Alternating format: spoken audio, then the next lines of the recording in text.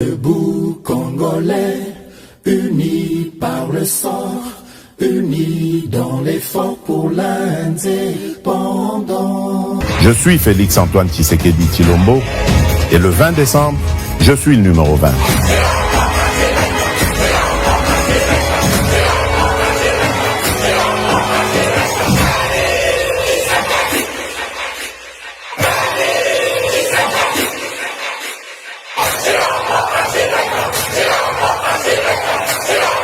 Boye malamu na GCAM télévision, fidèles abonnés, chers internautes, Samba Olonga, Azana et Sengo ya koyeba bino ebele na bolandi, émission na bino ba éclairé debout congolais de partout où vous vous trouvez à travers le monde.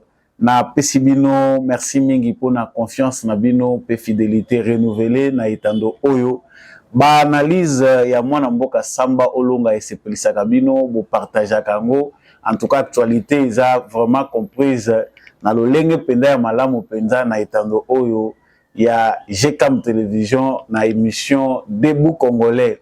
Na rappelaka toujours na ba commun de mortels que tout ça la kaka malamu po justice ya Nzambe moto moko te aishapaka na contrôle nango soki to ko échapper solo na contrôle ya bato mokili. Mais yeba yango ke liboso na Nzambe moto abatamaka azali te. Soki osalaka mabe yo kanisi ke naza osala ngo moto azomona ngate to po osalaka na nko olobi ke naleki bango na makasi yeba yango ke likolo na yo moto makasi azali. Likolo na yo moto aza komona ba œuvre na yo ya secret azali. Tôt ou tard il te fera payer le prix de tes actes. Salaka kaka malamu ezalaka nango sentence te na jijaka pe moto te ezalaka ka lolenge na ngai ya koyebisa ba commun de mortels o ba betaka libaku na émission que salaka kaka malamu.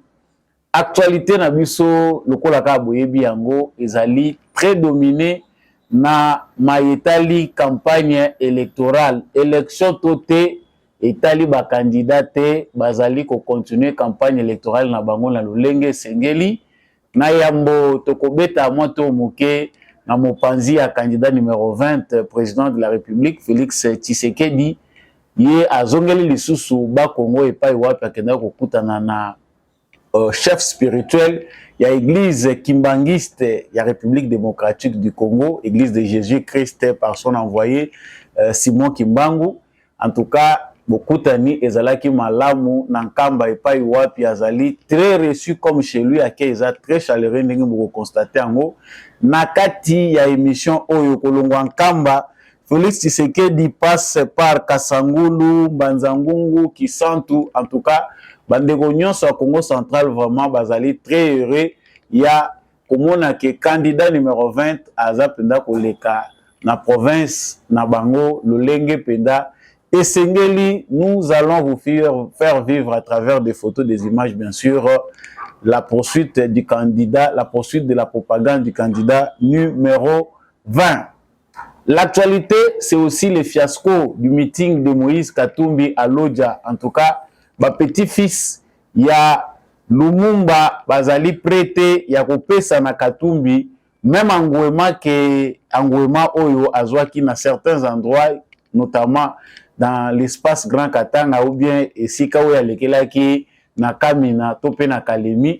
En tout cas stade Lumumba esika wapi Moïse Katumbi aponaki pona kosala meeting na ye liboso ya bana Sankuru kuna na Lodja ezalaki penda vide, vraiment presque vide tokoloba parce qu'akoki même pas kosala un tiers ya stade wana kosangisa bandeko ya Lodja tokoyoka na bino message ezali nini oyo Moïse Katumbi azali kopesa na bandeko ya Lodja.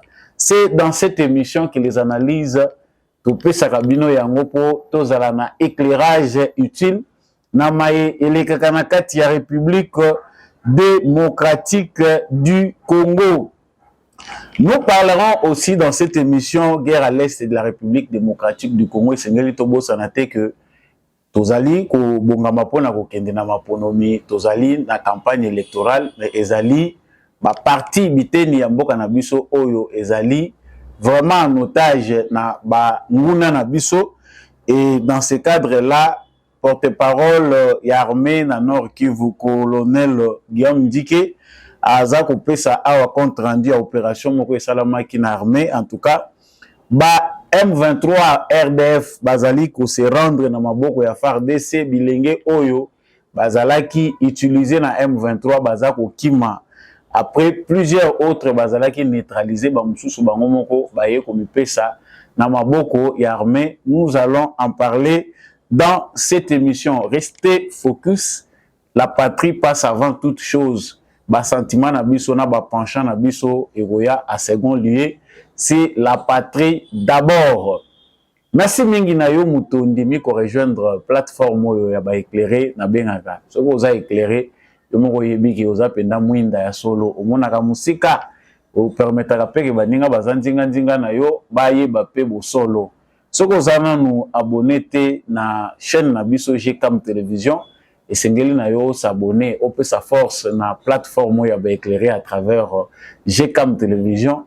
Au s'abonner, au liker, au partager. Ce que vous pouvez libakou ya kotika commentaire en tout cas. Eza malamu mengi ko lakisa biso depuis wapi yo ozali wazalendo, ozali ko soutenir FARDC, oza FARDC na motema. Sentiment pe ya candidat na yo ngana kopekisa yo angote. Okokipe koloba o ezali ba impression na yo par rapport ya émission oyo. Nazongi na lombango na actualité na biso ndenge na uti ko balancer yango na bino na kati ya sommaire esengeli toyeba ete campagne électorale ezali ko se poursuivre vraiment ndenge ebandaki après étape oyo ya province orientale ndenge Félix Tshisekedi alekaki Aru Isiro. En tout cas, très bien accueilli. Félix Tshisekedi est encore retourné na Congo central. Et pas Iwapi Sengeli a cédé sa partie et Tikalaki, Bishikao et Atambola Kite. Pe akuta na responsable to leader religieux. Bon, balobaka chef spirituel, kuna babengakaye Nzambe. Kuna azalaka Nzambe. Le chef spirituel, il y a l'église kimbangiste, en tout cas, on a Tata, Azanzambi, moi je ne suis pas kimbangiste, mais avec tous ces respects-là, biso tozali ko garder titre wana ndenge et sengeli. Donc ndenge beaucoup monde na bilili, en tout cas, accueille ezali des marques. Kamba ezala le roi na Maison Blanche, c'est-à-dire oyeba ke baza ko pesa importance na invité na bango selon ndenge baya koyambela ye, selon ndenge protocole et bongiselaka makambo. Je vous laisse vivre un peu l'ambiance qui a régné.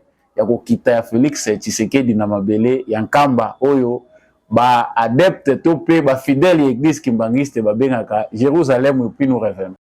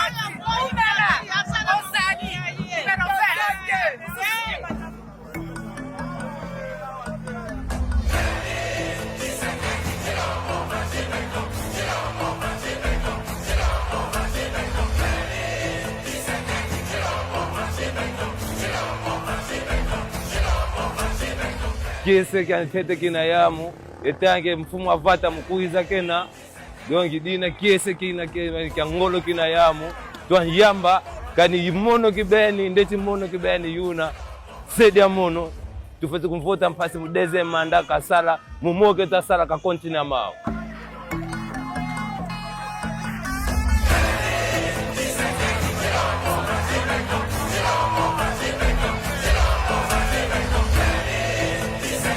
En tout cas, tu es que Mkonjambo Gaza, c'est Antoine Félix Tshisekedi Tshilombo.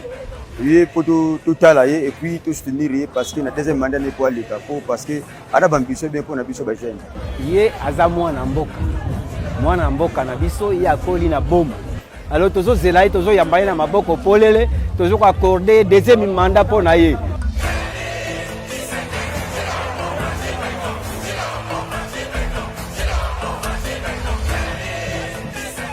tata ye ine soto kozeleka kozala wana mukolo wana tokola mukula kuna kosika afaka moko se alekaki déjà.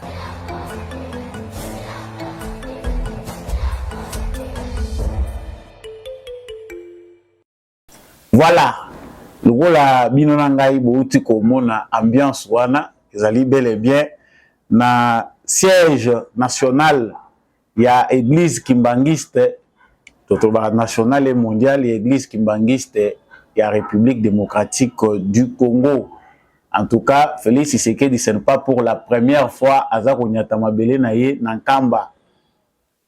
Bango moko bazali très reconnaissant que Oyo Félix Tshisekedi asali etikala kosale mate uta kimbangiste église kimbangiste eza ko exister ezali na mokonzi ya ekolo te asi apesa bango honneur ya komona makambo bango baza komona.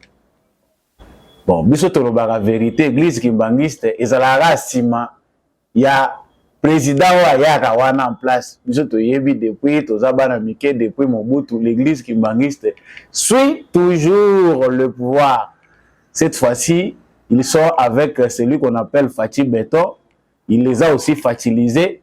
En tout cas batebele ba inaki église kimbangiste na époque ya Joseph Kabila qui c'est une église attachée toujours au pouvoir. Tata Lobaki biso to voter kaka kingandi en tout cas kuna instruction ezalaka lokola loi mibeko ya nzambe oyo tata lobi yango to kosala point barre oyo kende ko bakisa yo oluka ba opinion oloba boye kuna makambo wana ezalaka te soki chef spirituel asa pesi directive biso to ko voter kingandi kuna objection ezalaka te soki bino na église na bino batikela bino conscience libre ya ko mipesa bino moko nzela soki bapesi directive yo lobi jamais pasteur oyo lobi wana eza yango te ngamona osala na ndenge na nga biso na kimbangise ezalaka ndenge wana te. Donc Félix Tshisekedi que vous voyez a donné de la valeur à cette église oyo siège nango ezalaka pe lieu moko touristique.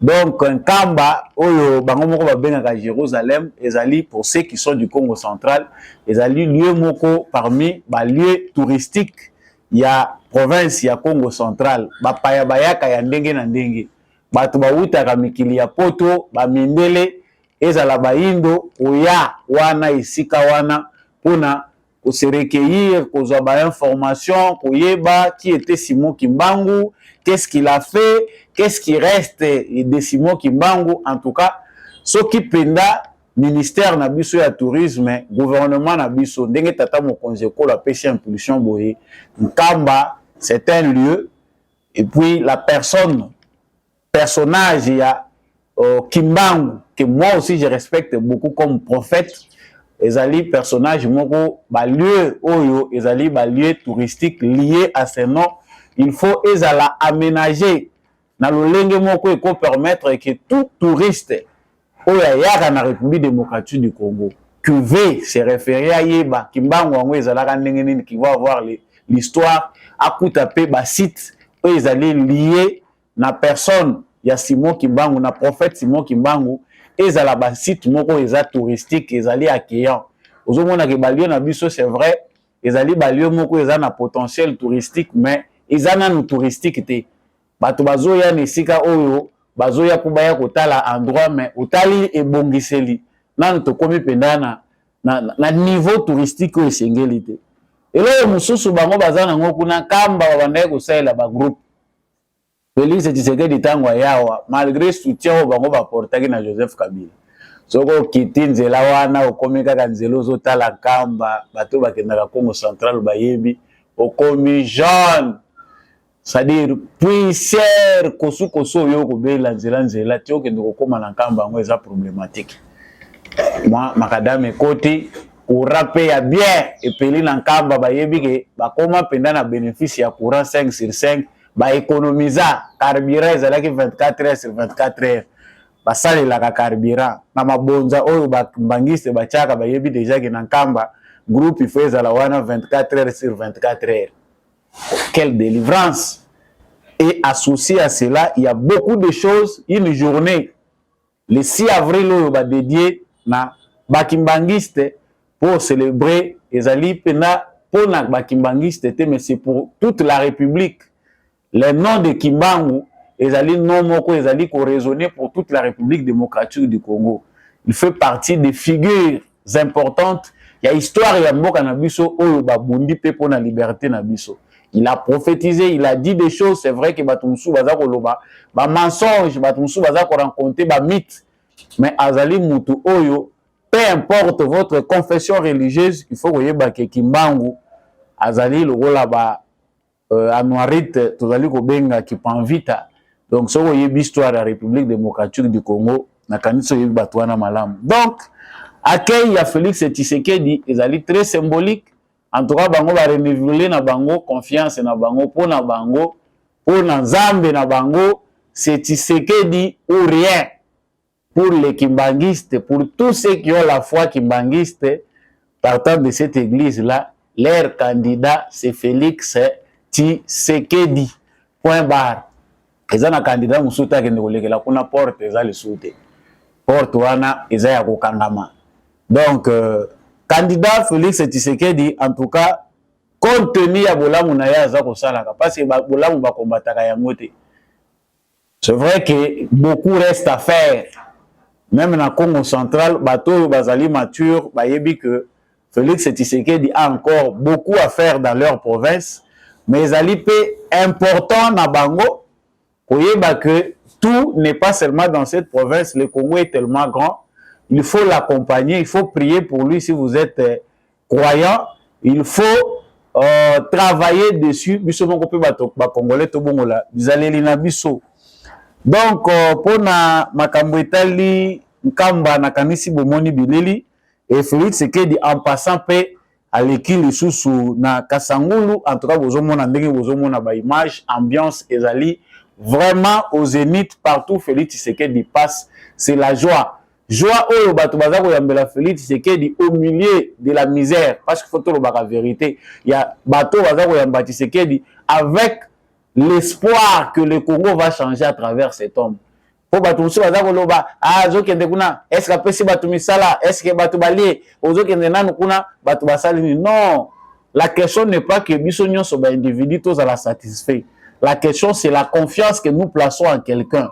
Est-ce que mutu peu importe ba difficulté azali ko traverser pasi o ezali pona ko gérer mboka lokola Congo, même soki ngai nanu na liete nanu ekomi na kitunga na ngate, mais j'ai foi que à cause de ce qu'il a déjà fait pour l'intérêt général, il peut faire aussi pour notre province, il peut faire pour notre quartier, tout finir par vivre yango. Voilà la conviction.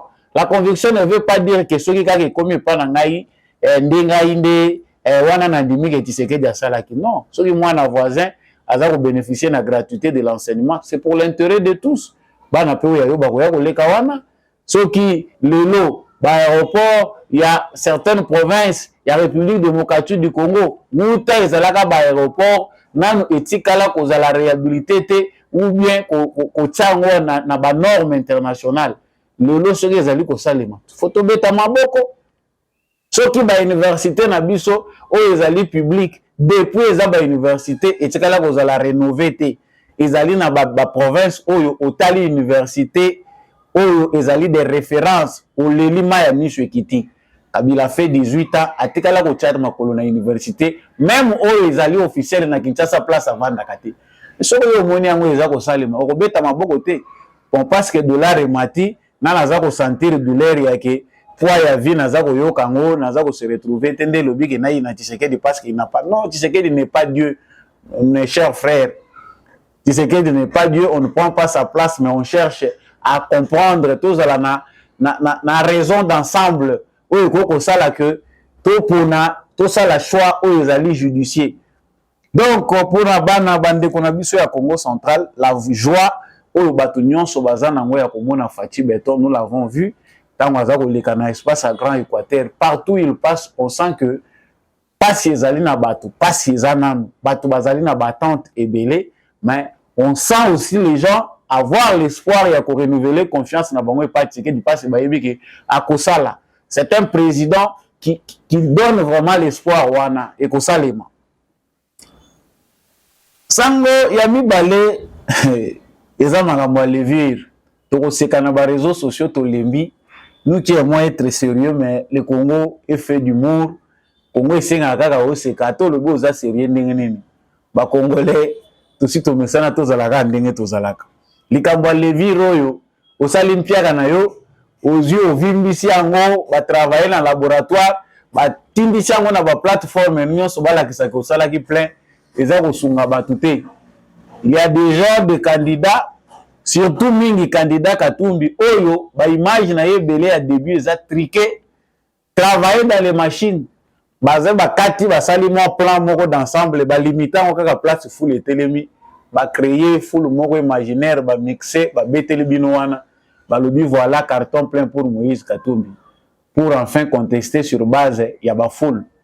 Mais attention, avant na kota sujet itali makamba Moïse Katumbi, il faut te faire comprendre bandeko na biso ba Congolais que ça soit pour le candidat Félix Tshisekedi, que ça soit pour tous les autres candidats, la foule ne veut rien dire.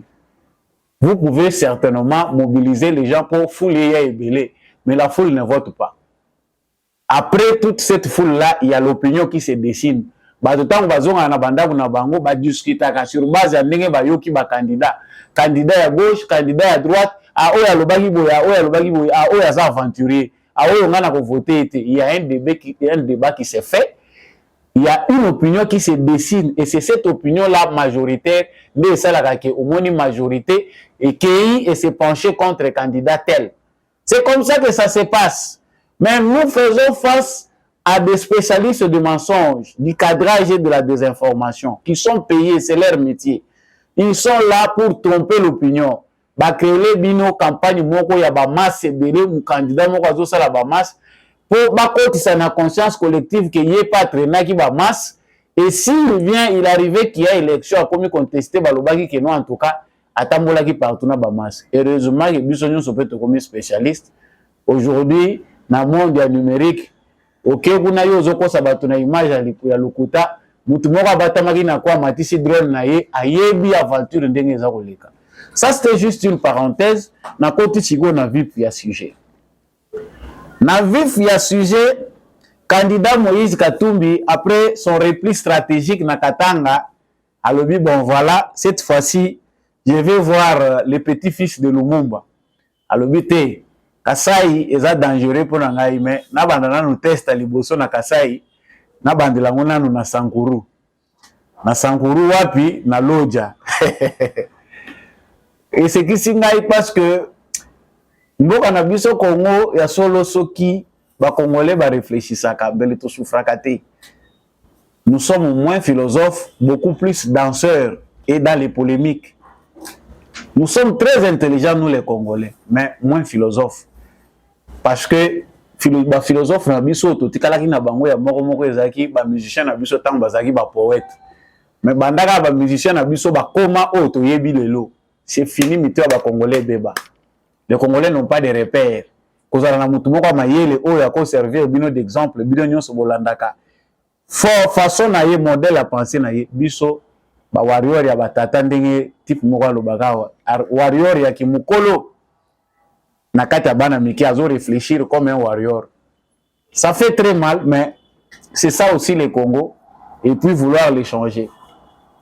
Moïse Katumbi a quitté na Loja na Sankuru bandeko na ngamba photo bozomona wana stade Lumumba eza munene. Le stade Lumumba est tellement grand que il faut que pour aider Katumbi na mpiaka oya beti kuna na Loja premier test na ye na Kasai il faut basala ba coupure. Pour vous qui êtes aussi dans les réseaux sociaux vous verrez certaines images. Ces images-là qu'on vous publie, ba cadré, ba la kisi full moko, ba cadré, baza, au moins pendant ba tracé, foule wana, c'est pour vous présenter qu'il était face à une foule nombreuse, alors que il y a une centaine de personnes, ceux qui basaient belé, ceux qui basaient 300, ceux qui basaient 400. Basa amassé bakangami esika moko. Ye wana liboso na bango aza koloba. Les images que nous vous montrons, ba photo boza komona, ezali pe ya bato bazalaki wana baza ko observer. Voilà. Bande ko ya Lodja, Katumbi n'est pas tribaliste, selon lui-même ses propres dires. Bolanda makambo nazui une partie parce qu'il a beaucoup parlé. Tribalisme. Katumbi se plaint. Cliché oyo eza kolata ye ya tribalisme. Aza kolinga kolongola ngo po asala test et entrée ya Kasai. Il doit s'expliquer et pas bande ko Lodja ke nga naza tribaliste te. Pourquoi naza tribaliste te? Parce que bomoni Lutundula. Bomoni oyo babomi nani ndeko na biso Chéribin Okende. Le Chéribin Okende babomaki nga mutu natindaki Lutundula, nga mutu natindaki banani. J'ai envoyé plusieurs ministres baza ya awa ya Sankuru ngai mutu napondaki bango. C'est vrai yo tindaki bango Tshisekedi mutu asalaki choix pona kata liste na yo kamitatu pa zalaki. Tshisekedi a fait son choix sur base de son pouvoir discrétionnaire. Bon, yo za ko reconnaître clairement que utindaki ba ministre na gouvernement sur yo mutu tindaki. Mais on a qu'on reconnaître devant bandeko wana que vous partagez les bilans que vous critiquez. Mais autour de Moïse Katumbi, on va dire avoir l'argent ne fait pas d'office être intelligent, parce qu'il y a plusieurs moyens pour que quelqu'un puisse s'enrichir. Et ça va te complexer devant Moutachi Azumbon à gagner vie, parce que chez nous, tant que Moutachi Azumbon, même ce qu'on y a sur sa provenance, c'était pour nous, c'est gagner sa vie. Il a déjà gagné sa vie. Mais l'argent, on peut l'avoir à n'importe quelle manière. Magie noire, magie blanche, vol, détournement. Il y a plusieurs façons où on peut trouver l'argent. Mais il y a boye. Yo so tindaki batu. Parce que moutako koloba wa batu ba yo kaye mouke c'est Fayulu. Si Fayulu pouvait critiquer Tshisekedi, pouvait critiquer d'autres personnes. Agoloba na yo Katumbi ke yo kotaki. Ngai Fayulu natikalaki libanda. Je ne suis pas allé là-bas. Ngai Fayulu natikalaki nazo réclamer pouvoir nanga. Mais toi tu es allé là-bas. Ok, on dimi n'appelle à Tshisekedi. On contribue à la gouvernance. Au côté, Baseli Katumbi pendant combien de temps a se prononcé pour retirer le ministre Naye. Mais devant maintenant la population de Lodja, moi batanda mundambu oyo bayeko yokaye parce que les autres sont venus bande konanga batete la bazala ka tetu ça tembe parce que na makambwana bozoyo kazolo bakuno yoki pe ba musupe baza kotuna este boy malobezi ebele kuna. Tu vas dire aux gens non voilà ngai nde mutu natindaki bango kuna c'est que vous reconnaître pe que utindaki bango po bagende ko sakana ils ont échoué. C'est que yo tindaki bango avec une mission que bakende ko travailler malamu te. C'est qu'il y a un problème dans Moutou ya Katumbi, c'est qu'il n'a pas l'intelligence politicienne. Katumbi n'est pas assez intelligent pour ça la politique, mais il pense être malin avec les moyens, ceux qui vont roder au côté Malibosa va te convaincre. Ça c'est la première chose. Il n'est pas tribaliste, lui travaille avec tout le monde, il aime tout le monde. Ah, comprend qu'il veut. Na ebite ceux qui va de konangai o bazalaki kuna ya Lodja, ba monaki ya ndenge nini bayoka ki ya ndenge nini. Na kotonga ndako nangawa. Ngana nde na koya kotongela bino ndako awa. Bakosaki bino baliaki ram baliaki te. Parce que ça congolais nyon se foyer bango tant bazo kotisa balobi ram, c'est vrai nous avons tous souffert. Tous a habitué te à kofuta ba impôt, to souffraki nango parce que to mesana te. C'était trop direct. Balamoko la muki bwena tongo bakati yo 2000 francs oyo sombi crédit balongoli yo ango. To mesana mpako te. O tebi ke bongo na biso mpako ekendaka na moyibi. Et ça, il fallait éduquer les Congolais à apprendre parce que côté Tozo Kenda, nous finirons tous par payer les impôts. Les impôts pour nos maisons, les impôts pour nos maisons, na biso même Tozo maison à louer. Même banda kuna biso to vanda ka bali na biso résidence. Il faut te foutre en pako.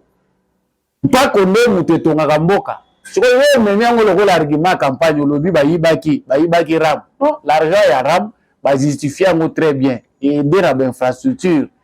La réhabilitation de l'université, les moyens viennent des RAM. Mais nous étions tristes parce que revenus à biso ba congolais, to mesana te na kofuta kampak. Tant que baza kolongolo on a douleur, on a préparé te. Voilà les petits tics qu'on peut attendre. Yo ce qu'on a encourager bato lobino te, ba ibaki RAM. Ma papa nazomona awa bana nyonso ya sanguru bazo tambola na mapapa. Tisekedi asomela bango mapapa. Tant yo koma sikoyo président de la République il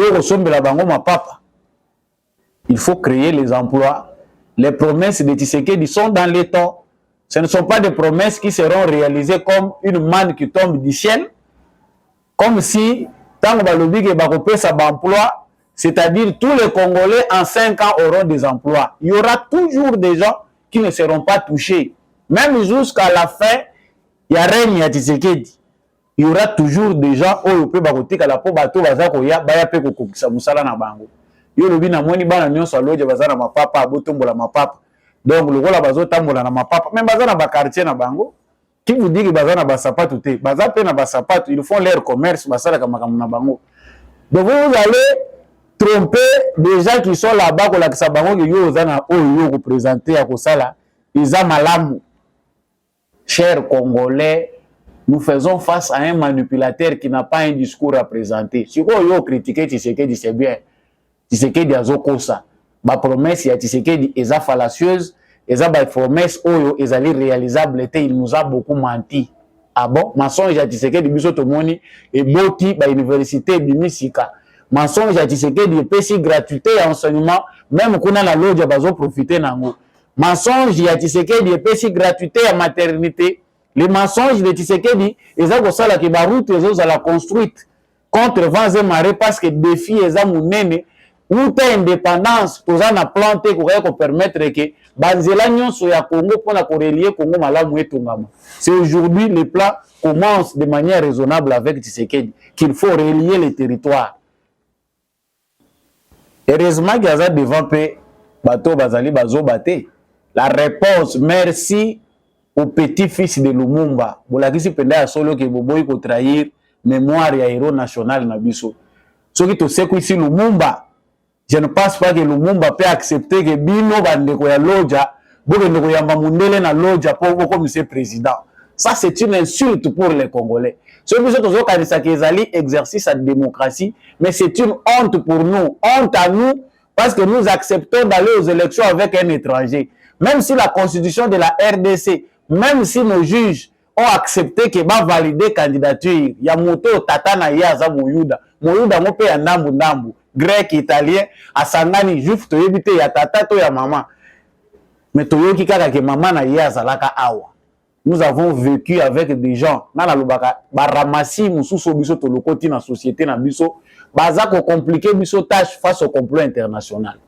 Fils et petit-fils de Lumumba, êtes-vous d'accord pour recevoir dans votre province et voter massivement un étranger, peu importe l'argument? Et ça passe.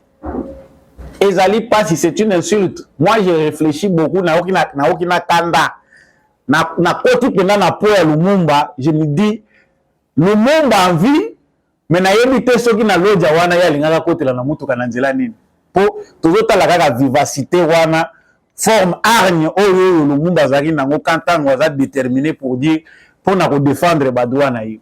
Il a été accusé injustement qu'Azali mutu moko trop violent parce qu'il revendiquait les droits, parce qu'il disait les choses vraies. Abandai ko tolérer injustice té. Mais vous acceptez le peu que vous êtes allé pour que ne recevoir bango ou bien pour que ne yoka, vous acceptez d'être en face d'un juif grec dont on ne connaît ni les parents. Parce que dans le moment où on retourne, on a une question c'est vrai, maman ya Katumbi aza ko sala défense, maman ya Katumbi aza congolaise. Wapi ba maman legi na ye, bakufa bango nyonso. Wapi bana ba maman legi na ye, bango nyonso balimwa. So ba question to retourna ngote. Le roi tozo le bila ya Tshisekedi, on n'a pas le droit de poser ces questions.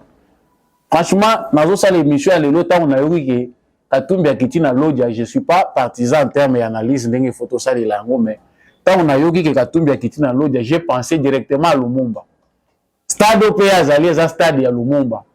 Katumbi ne maîtrise ni l'histoire de la République démocratique du Congo. Et là, il a maîtrisé bien les commerce où le Congo lui a tout donné, que ce soit par injustice, que ce soit par CP, il y a bien fort à Sali.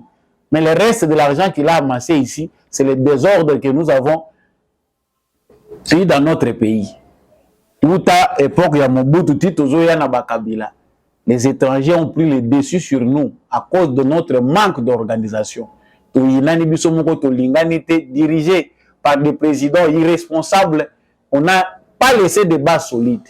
Lelo, Bapaya, Bazoya ko convaincre biso que tout Charles sous Mopaya à la tête du pays. Lumumba serait très en colère. Et là, vous risquez encore d'être plus misérable. Les changements dont on parle, les hommes à papa Nabino à Makoloté. Les changements dont on parle, ce n'est pas que chaque candidat président aya kotonga na kuya kovanda na loja. Ça, c'est une flatterie et une manipulation. Donc, comme moi, je suis riche, partout où je passerai, je laisserai des maisons. La même promesse qu'il vous fait que ya kotonga ndako na ye na kuya kovanda na kotonga ndako na loja. Ndako wana eza ya bino bato loja bokolala ou bien eza ndako na ye moko personnel. Soka tongi hôtel, ezali bien na ye privé. Bato bakobanda yana bazokotela ye mbongo. On a vu encore l'autre coin accueilli lisusu atongi lisusu. Oyo place hôtel Batunios Balojaki na quoi oyo eza hôtel ya Katumbi. Voilà un investissement. Après avoir pillé, escroqué les Congolais, extorqué les biens des Congolais, il vient encore investir tout en vous trompant comme un bienfaiteur. Azo ko pesa bino bambongo alobi non voilà, naza ko aider bino. Na ye na don. Banda kala ba sinistré ya Goma bavandaki. Moïse Katumbi ne savait pas que bapolela kambula baza ko souffrir. Tout comme un moment de campagne électorale, allez, Mito Kasiko yé, Israël a un moment de campagne. Ça s'appelle la corruption. Parce que ça la batu dont un moment de faiblesse. Koloba pe mingi, bangala balobaka, koloba tro mbanga pasi, ezandenge bisoa bakinoa wa tolobaka. Mbanga pe komiko sala pasi. Faites fonctionner vos cerveaux, chers jeunes. L'avenir ne réside pas dans les promesses ya mutu fallacieuses.